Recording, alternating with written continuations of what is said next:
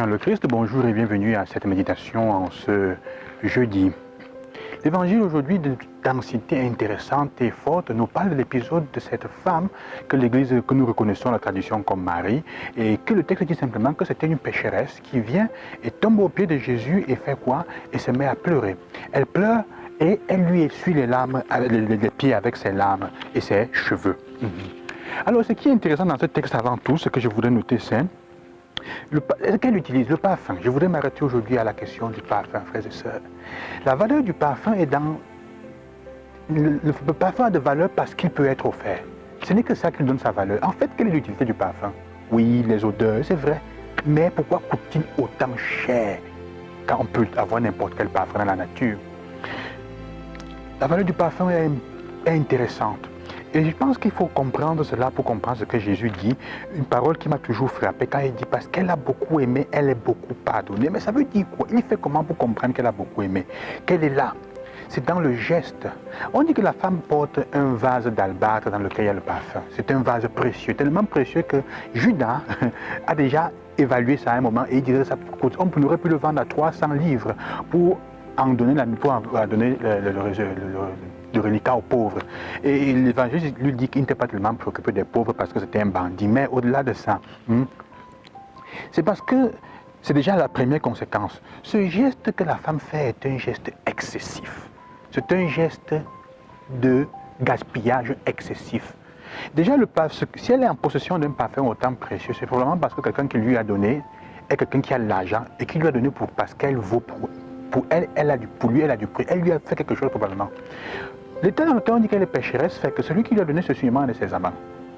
Quelqu'un qui a tellement reçu d'elle et qui se sent tellement aimé d'elle qu'il est capable de dépenser autant pour lui donner une chose aussi précieuse. Et qu'elle vienne maintenant avec ce parfum autant précieux et qu'au lieu de le verser sur la tête en faisant les gestes que Jésus reproche à Simon le pharisien, elle le verse sur les pieds, sur une partie inutile, disons sur la partie la moins digne, si on peut dire comme ça, dit cet élan d'excès que seulement l'amour est capable de faire. Seulement l'amour est capable d'être excessif. Et quand il est vrai qu'il est excessif, il pose des actes qui semblent inutiles. Et en face de cela, les cœurs des personnes se révèlent. Je vais prendre l'exemple pour ne pas me perdre trop. D'ailleurs, pour conclure, le parfum, donc, ce geste en lui-même, c'est le geste avec le parfum qui lui donne le poids au parfum. Elle l'utilise pour dire quelque chose de fort. Combien elle aime Jésus et combien elle se sent aimée. Jésus dit, vous voyez, ça c'est un geste d'amour grand. Utilise ce que tu as le plus précieux pour les choses ordinaires. Parce qu'il reproche la même chose à Simon. Tu ne m'as pas accueilli comme il fallait, tu ne m'as pas lavé les pieds et cela. Elle l'a fait, mais elle l'a fait d'une façon excessive. L'amour est excessif toujours quand il doit le faire. Et il est vrai. Si l'amour te fait un cadeau excessif, alors que dans le quotidien, il n'est pas capable de te donner la moindre chose, il n'est pas vrai. Si on t'offre un cadeau excessif alors qu'on ne peut pas t'aider à manger quand tu as faim, il y a quelque chose qui ne va pas.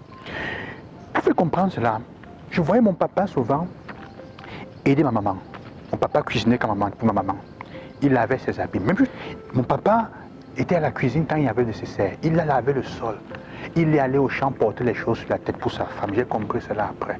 C'était un acte qui, dans un contexte comme le nôtre, où l'homme ne peut pas faire certaines choses, je ne dis pas qu'il est le seul, mais je veux dire ceci, quand vous le faites, ça, c'est le parfum que vous offrez à votre épouse, à votre mari. Les gestes quotidiens, nous devons devenir, comme dit Saint Paul aux Corinthiens, le parfum du Christ, le parfum de Christ pour les hommes. Dieu veut que nous soyons le parfum de Christ pour les autres, pour les hommes et les femmes que nous avons. Alors, la question est donc fondamentalement celle-là.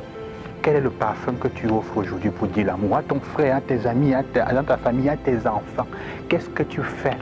L'amour vrai est excessif. Ne vous y trompez pas.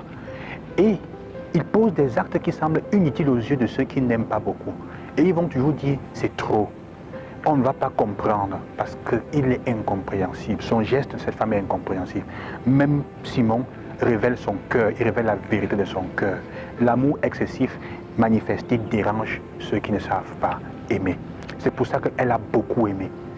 Elle a beaucoup aimé et elle est beaucoup pardonnée. Dieu donne le pardon en excès, mais si on n'a pas la soif d'amour, comme cette femme qui probablement vit la vie qu'elle a aussi parce qu'elle n'a pas vécu, elle n'a pas bénéficié beaucoup d'amour, mais elle donne parce qu'elle veut recevoir. Alors, Si on ne vit pas de ça, on ne pourra pas reconnaître l'amour. Quel est le parfum que tu offres et de quel parfum es-tu? Bonne journée, que le Seigneur vous accompagne.